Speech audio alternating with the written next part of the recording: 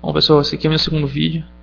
Eu vou tratar agora dos livros secretos, né? Ou como o pessoal tem um pouco de receio, os livros apócrifos. Bom, o que eu tenho percebido desses livros? Pelo que eu tenho lido, examinado, eu tenho aqui alguns livros de Reza Vermes, outro Edmund Wilson, que falam sobre os textos encontrados em Qumran, os textos de Nag Hammadi, que estava aqui, enfim. Eu tenho alguns livros que eles indicam que muitos textos são usados dentro das religiões, só que eles são secretos, daí o apócrifo, enfim. Então, assim, por isso que às vezes você ouve alguém falando, com tanta firmeza que os mensageiros caíram e caíram do céu, não sei o que, e você vai olhar dentro da Vulgata e fala, onde tá, cara? Tanto que ele tá falando, não tem tudo isso para ele saber. Então, às vezes tem texto rolando que você não sabe. Então, da onde vem? Vem justamente deles. Muitos textos estão sendo abertos agora, assim, de aparecer agora, porque não é porque os caras sabotam, porque eu acredito que justamente quando não é para alguém ver, não adianta, cara. O cara pode ler de ponta cabeça, escanear, não vai conseguir. O problema é que são muitos fragmentos, né? Então, quando o pessoal começa a juntar mesmo, começa a encaixar texto, eles começam a soltar. Então, bom, vamos lá. Esse aqui, ó, é o volume 1, né? Apócrifos da Bíblia e pseudoepígrafos. Bom, você vê aqui o tanto de texto que a gente tem. Tô com essa caneta aqui, é só para marcar o que eu quero mostrar para vocês.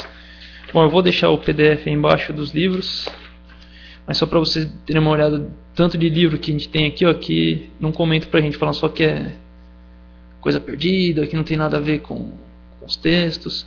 E tem um outro que é o volume 2, que tem mais evangelho, tem algo mais recente, né? Algo mais recente, e é bem interessante. Esse aqui também tem alguns evangelhos interessantes da infância do Messias, enfim. Bom, já li quase todo o livro, né, que é bastante texto, e falo que tem o mesmo padrão que a gente encontra na Vulgata, para aqueles que estão procurando alguma coisa, né, estão começando a identificar alguma informação dentro dos livros. Eu tenho certeza que esses livros não estão fazendo parte justamente por denunciar coisas que o cristianismo, né, não falo os cristãos aí, enfim, das pessoas, mas da religião esconde da gente, até o judaísmo. Então, bom, vamos lá.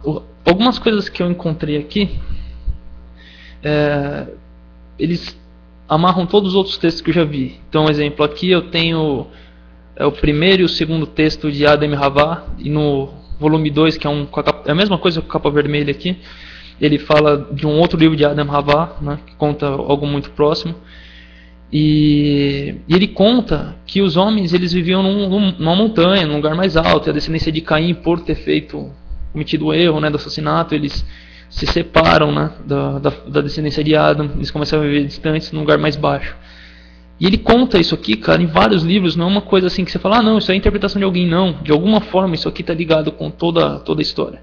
Quando a gente vê Bereshit, a gente vê lá Gênesis, né, a gente vê algo muito rápido, a gente só consegue ver que Adam é uma sombra do Messias, se você começar a linkar todas as partes, que foi uma das coisas que eu comecei a notar. Quando eu comecei a ver a Vulgata, eu não consegui ver muito. Quando eu peguei esses textos, eu comecei a ver a semelhança de Adam com o Messias. Tem alguma ligação muito interessante que nesse livro mostra. Vou só ler um trecho para você ver a ligação. Jared viveu 960 anos, depois aproximou-se o dia do seu falecimento. Então foram ter com eles todos os chefes de família. Seu primogênito Enoque, Matusalém, Lameca e Noa, com todas as suas mulheres e filhos. Ele abençoou a todos, orou por eles e disse: Eu vos conjuro pelo sangue do inocente Abel, que não havereis de descer dessa montanha pura. Todavia, eu sei que Al não vos deixará ficar mais por muito tempo neste lugar especial.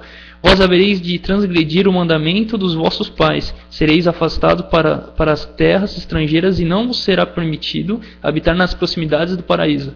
Então ele está considerando o paraíso ali um lugar físico, né? Porque toda a história acontece no mesmo lugar. Se você vê onde Adão é enterrado, fala que justamente onde o Messias fica no madeiro. São vários links, né? Toda a história está linkada.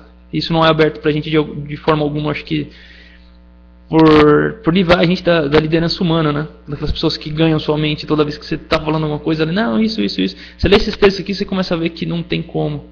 Isso aqui não depende de ser humano, que te dá uma independência. Você não segue outras pessoas. O livro, o conhecimento é muito interessante, enfim. Bom, aqui ele conta disso porque ele vai fazer uma observação muito interessante, que é isso aqui, ó. Os gigantes. Olha que interessante. Quando eu vi dos gigantes, eu fiquei meio assim, porque eu li o livro de Enoque, e ele conta dos gigantes e tal, só que eu fiquei com o pé atrás. Falei, pô, mesmo ele falando, eu não estou entendendo como um extraterrestre, um negócio diferente, não tô. Quando eu peguei esse livro, eu achei que fez um pouco mais de sentido e encaixou com o que Enoque falava. Quem leu o livro de Enoque vai saber o que eu estou falando, e quem não leu, eu acho que vai estar no link. Aí você não procura, que tem na internet, é fácil.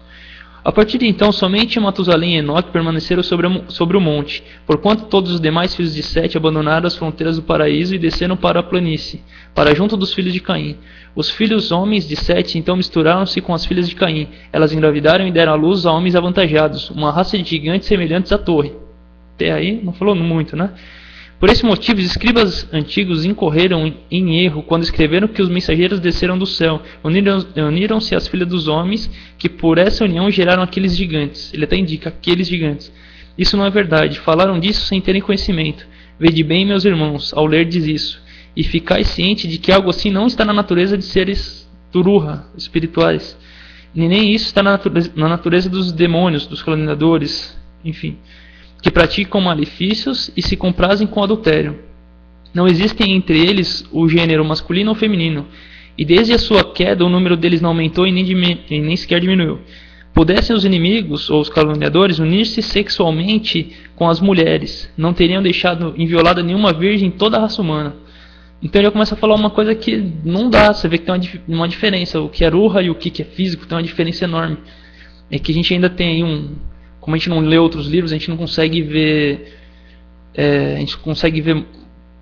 sei lá, muito diz e não diz, né? Então a gente não tem opinião formada. Mas no nosso viver a gente vê que tem você fala, pô, isso aqui não é possível. Ah, mas o texto está falando, então deixa. Só que aqui você começa a notar que realmente tem alguma coisa que faz sentido. Tá? Para quem não está entendendo, me desculpe, né? Eu estou falando aqui algumas coisas, mas depois dê uma lida no livro, dê uma pesquisada. Mas vocês que estão me entenderam, né? Já dá para ver o quanto o texto é interessante, cara. Quer ver? Cadê que eu vou pegar aqui uns links para vocês verem que interessante. Ó. Sacrifício de Ahuzhak, que é Isaac, é bem interessante porque ele está bem contado no livro de Azar. Aqui ele também conta, outros livros contam e mostra a semelhança, a representação do Messias, do Cordeiro. No livro de Adam e Havá, ele conta que o Cordeiro realmente representaria o Messias. E quem quer dar o sacrifício não, eles querem dar a oferta para o Criador, começa com Adam e Havá. Então, porque eles saem daquele lugar especial do Ruha, né, daquela outra forma, que eu também nem me arrisco a falar o que seria, mas eu sei que tem um diferencial. E eles querem agradar de qualquer forma. Adam e Havá, eles ficam loucos, porque eles não têm mais acesso, eles não conseguem mais ver nada do que é Ruha. Então eles querem de alguma forma agradar. Então eles pegam...